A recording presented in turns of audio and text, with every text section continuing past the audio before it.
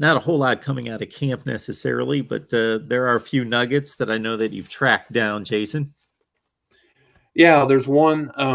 There's one bit of news. I mean, probably not under the radar nationally, not under the radar locally here. Oklahoma's first real injury, real significant injury of fall camp was TD Roof. Had a torn bicep, so he's going to miss the entirety of the 2022 season. So I think when you look at the impact, what that makes to what that gives, I guess, to this Oklahoma football team this year. I mean, it hurts from a depth perspective.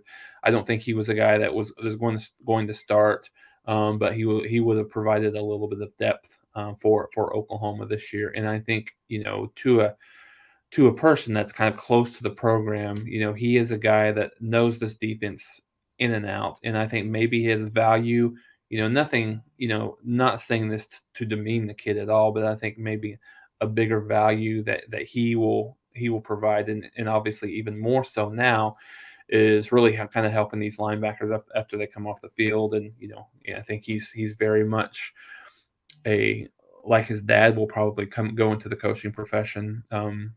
When he's done playing. But yeah, I think it's a blow from a depth perspective, but I think something that the linebacking core can overcome. I think I think it remains to be seen now at this point. Mark, does he try to? I believe it would be his either.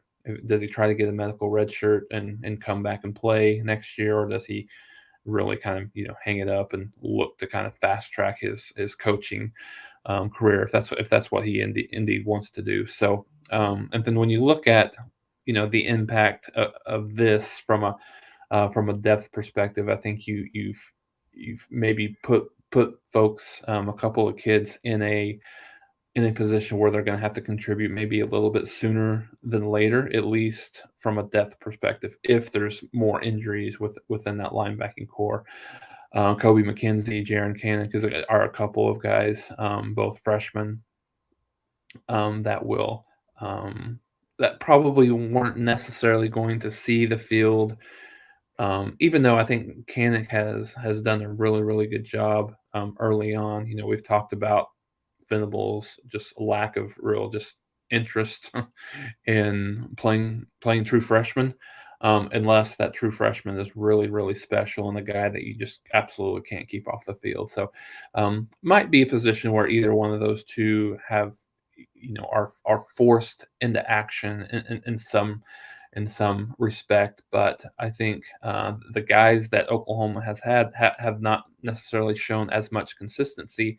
Have seemed to have a much better summer and a much better fall camp early on. Guys like David Agwebu, Deshaun White are a couple. Just the versatility of Deshaun White. I've some of the things that I've heard is that obviously he's playing a little bit more outside this year from a linebacker perspective, but they've also practiced him a little bit in that cheetah spot. So I think he's got a little versatility there, but I think they like what they have at the linebacker area. But maybe the depth isn't probably right where they would want it to be.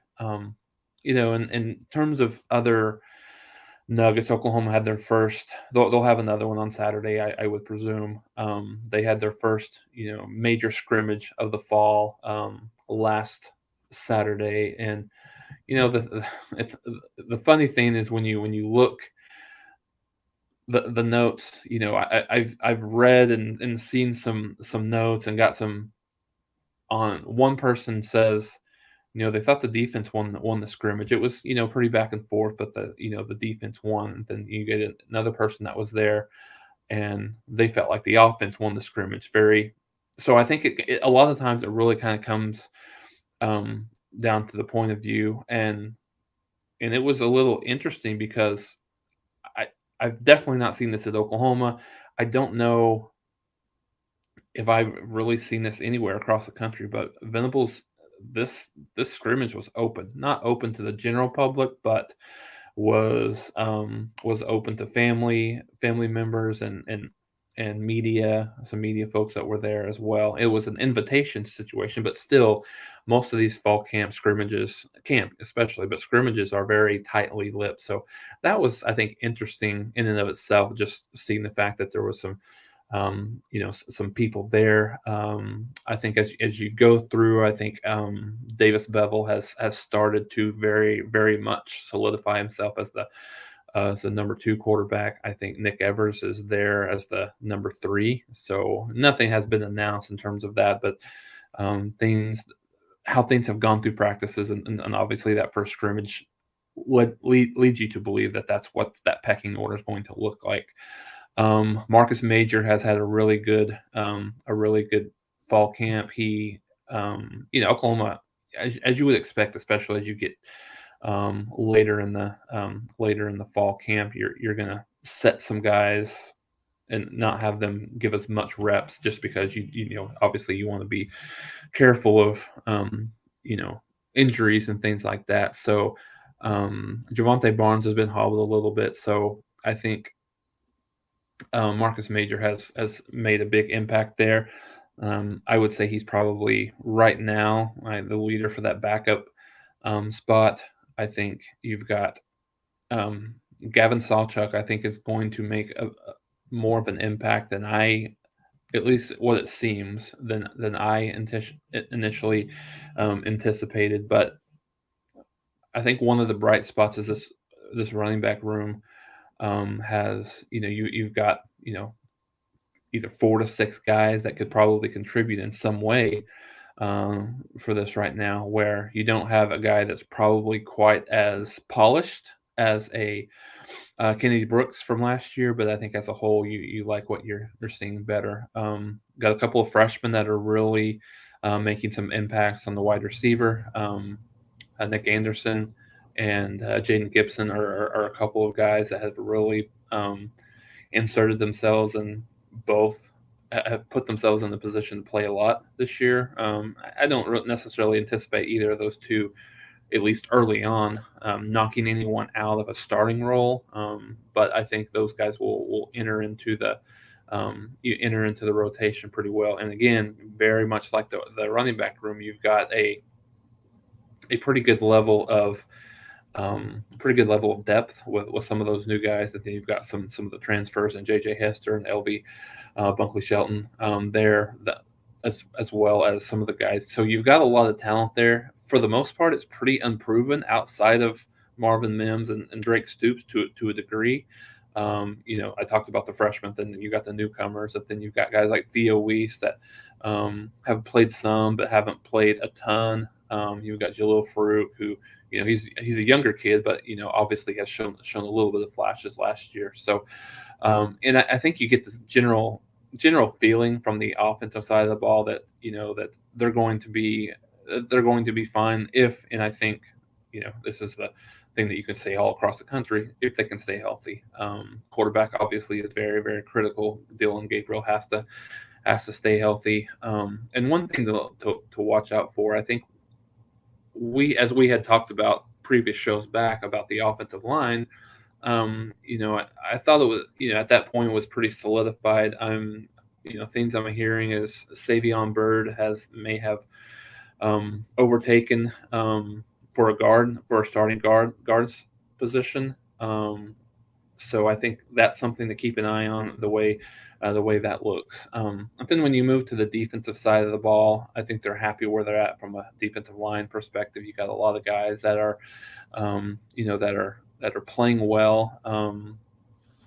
Jalen Redmond came in and has played really, really well. He was out for a little bit because of a concussion protocol thing. He's back and playing really well. And then, so you've got interior, you've got a pretty good group there with Jalen Redmond, and you've got Isaiah Coe, Jordan Kelly, Jeffrey Johnson, and then you've got some that I'm probably missing here. But then outside you got Marcus Stripling, and one guy, Clayton Smith, that has really seemed to turn a little bit of a table in terms of him being ready. So I think we'll see him there. But I think it's very rare that Brent Venables ever singles out one individual player. And he, on his media availability this week, he said, mentioned that Billy Bowman is maybe playing better than anyone on the defensive side of the ball. And so obviously very high praise for him, a guy that played as a freshman last year but was moved around. And I think I think now that he's been in that safety position, um, over, very consistently in one spot, not been moving around positions, I think it's allowed him to be a little bit more successful, at least here in the fall camp. So really cool to see him being singled out as a guy that was at a very up and down true freshman year for him. And I think probably the talk of the fall camp on a kid that has just continuously moved up and up and up. And I think if the season started today, he would be your starting nickel, and that's Justin Harrington, a guy that was in the portal last year. I think he had a lot of notoriety coming into Oklahoma. I thought he was just a very prototypical safety, nickel safety, wherever you wanted to put him in the defensive backfield. Had an injury early on, and it kind of derailed that first season, and never really kind of got in sync with the coaching staff.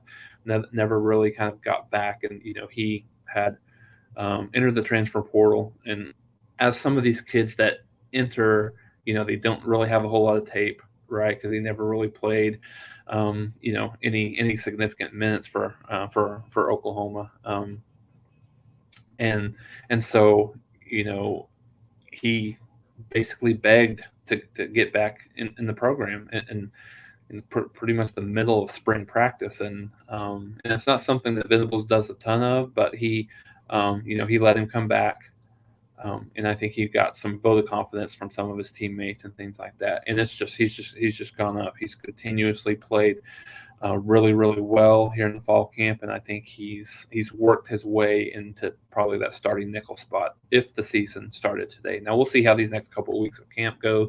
I think here pretty quickly you'll want to have that solidified starting lineup and then continue to kind of work on that depth. But yeah, I think there's a lot of positives going forward on the defensive side of the ball. I think the one thing that will be interesting to watch, over the years, the defense have obviously, it's been well documented, they've not been successful, at least to the level that they needed to be at Oklahoma. And so how does that improvement look day in and day out, week in and week out? And then on the offensive side, you've had that level of success for years and years and years.